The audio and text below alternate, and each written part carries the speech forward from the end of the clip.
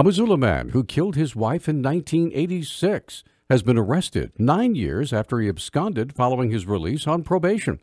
The Missoulian is reporting that Jesse Sackett was arrested in Minneapolis on Monday after authorities received a tip he had been living in Minnesota under the alias Richard Tissot.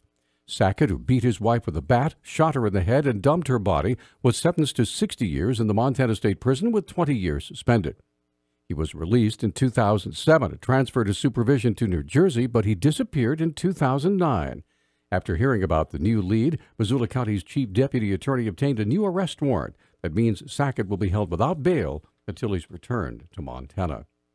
Missoula City Council members will get a chance to look at new polling paid for by the city of Missoula this week, and the questions may indicate an increase in taxes in the near future. The poll, conducted by researchers at the U of M, consisted of 14 questions asked over 600 registered Missoula voters. Highlights of the poll show that nearly 80% of respondents listed their quality of life as either excellent or good. However, there was great concern over housing and taxes. When asked to list the city's most pressing problem, nearly a full fourth of respondents listed affordable housing. Taxes took the second highest spot, with more than 11% saying taxes were too high. Ironically, many of the questions in the poll appear to be the city's attempts to find out how to raise taxes even higher. One question, quote, "How supportive would you be of increasing fees or taxes?" end quote, was applied to 10 different public services, everything from police and fire to, quote, walking and biking amenities, end quote. Another tax-related question was more specific still, asking how respondents would feel, quote, about a 3% tax on tourist-oriented activities, end quote. After reading the poll, City Councilor Jesse Ramos says he has a pretty good feeling of what taxpayers can expect. I would say that the fact that the likelihood of your taxes being higher this year than they were last year is 100%. No doubt in my mind, your tax bill at the city level, your city taxes will increase this year, 100%. According to Ramos, the city spent over $20,000 to conduct that poll. Missoula County will auction off speaking of taxes, Missoula County will auction off mobile homes with unpaid tax bills this morning. But some concerned citizens were rushing to try to pay off those bills before the deadline at 5 o'clock yesterday.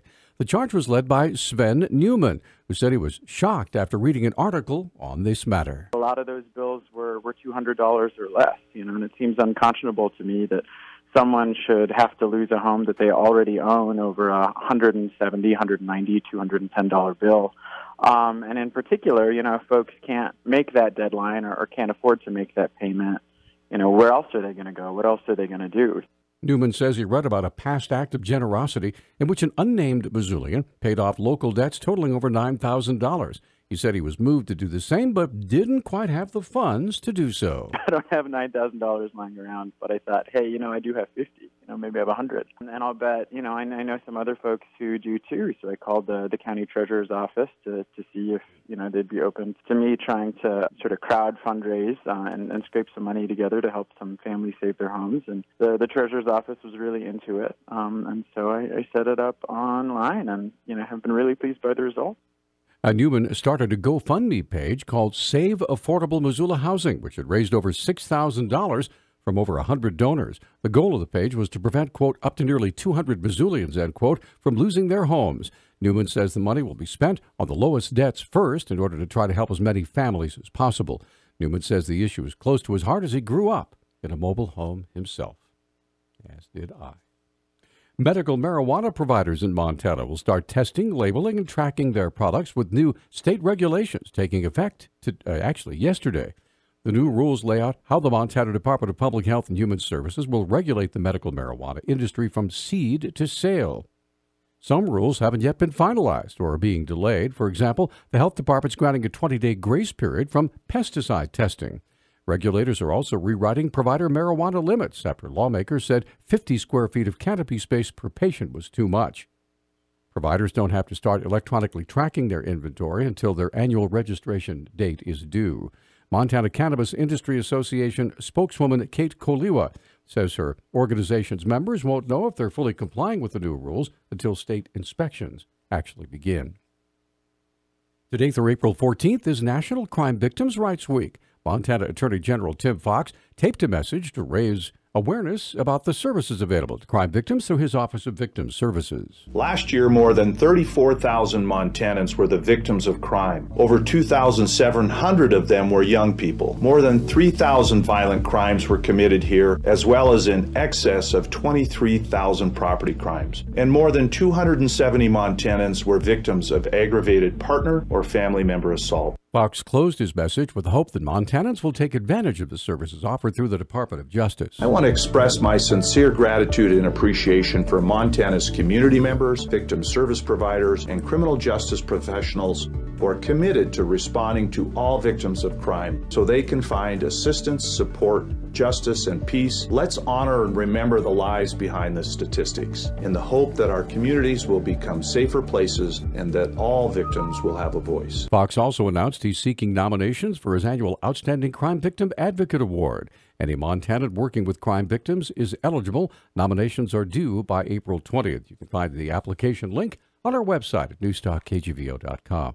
Ravalli County Sheriff Steve Holton says his office has trained deputies and detention officers now in the use of the opioid counter drug called Narcan, the brand name for the opioid antagonist drug called naloxone.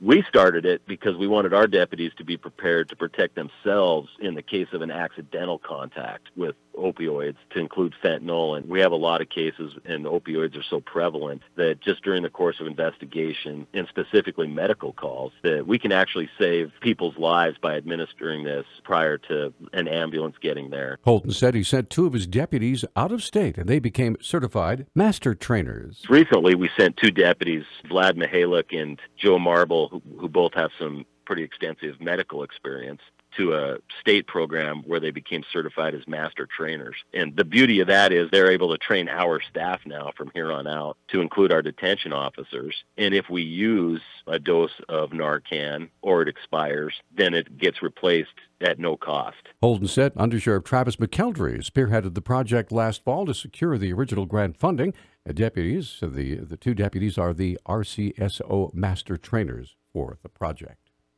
Our News Talk time now is 6:12. Newstalk, KGVO. Missoula's official weather station.